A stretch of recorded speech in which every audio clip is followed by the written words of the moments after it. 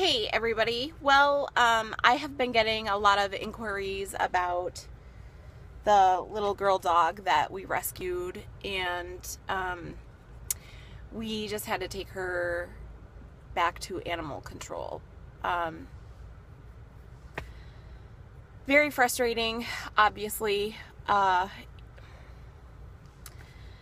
I guess, if any lesson could be learned from what has happened in the last 24 hours, I guess I want to share with you something that I already knew and a principle by which I try to operate, which is that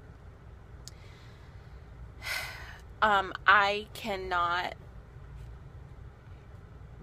be the one that lays down the hammer of justice on everybody that does something wrong or stupid in the world. And when I found this little suffering dog, who we actually named Bella, we changed her name to Bella. It was Patches, I guess. Of course, I was so mystified that anyone could treat a dog the way she was treated and starve her. But my inclination wasn't to punish the owners. My inclination was to advocate for the suffering animal. And there were a lot of people on Facebook who commented that I should find a way to press charges against the owners and bring them to justice. But I'm not a police officer. I'm not a lawyer. My intention was just to provide some peace and respite for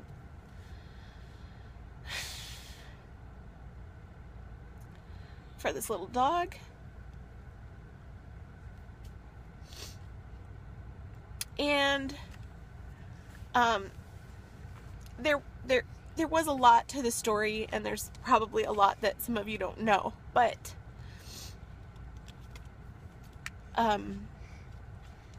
I did know where the owners lived, and I did stop by their house a couple of times, 3 times actually, and knocked on the door and no one answered. I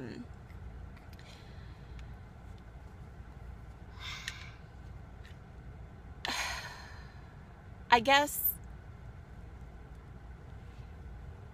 the reason the dog is at animal control now is because somebody who was following the story of this little dog on Facebook decided to take matters into their own hands and, do some legwork on their own to try to make sure that the owners that abused the dog got punished.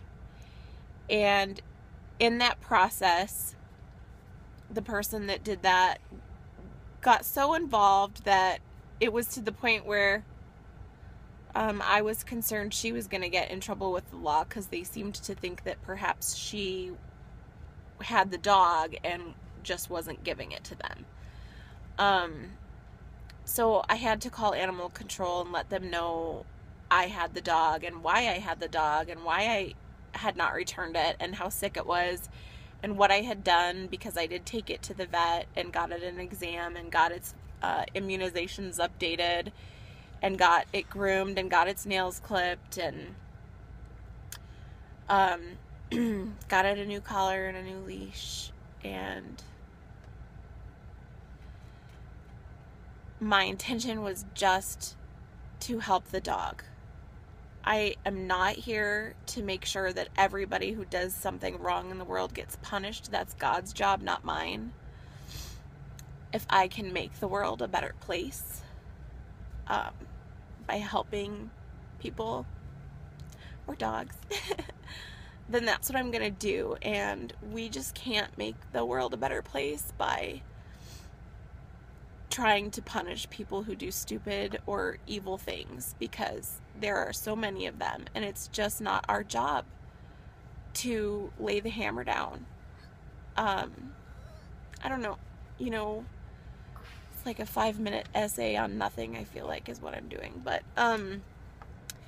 I just want the point to be made that vengeance is really not all it's cracked up to be. And when we are looking at what choices are available to us in any situation, the question that I personally use, and you don't have to use it, but I'm going to share it with you while my daughter sings along. The question that I use when I'm deciding what's the right thing to do in a specific circumstance is this: if I do option A, who suffers and who benefits? If I do option B, who suffers and who benefits? And when I looked at the situation with the dog and the option to take it to its owners, to take it, to keep it for myself and not report it as a lost pet or a found pet or whatever, and the option to turn it into animal control, because we know if we turn the animal into animal control that the owners would get in trouble. They would get fined for dog at large. They're going to be charged with animal cruelty. So all of those things are going to happen. But you know what else is going to happen? This little starving dog that is skin and bones and can hardly walk is going to stay in a metal cage until the owners are taken to court and until the case is settled. And that could be months. So now, for months, this dog is going to be in a metal cage. And this dog is skin and bones. So it's not going to be comfortable. And when you look at that situation and you ask yourself the question, who benefits and who suffers if I turn this dog into animal control? I don't think anyone benefits, but the dog suffers. And because one of my friends, who I believe had the best intentions, got involved and contacted Yellowstone Valley Animal Shelter and contacted animal control, the dog suffers. It was an attempt, I think, to seek justice, but now who suffers? And my son missed an opportunity to do something recreationally that he was really excited about, because I had to stay home this morning and write a report about the condition of the dog and the experience I had with the owners. And today's my birthday, so I spent my birthday dealing with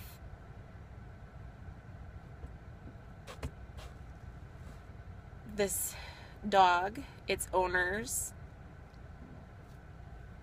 the animal control people, my kid who is disappointed, and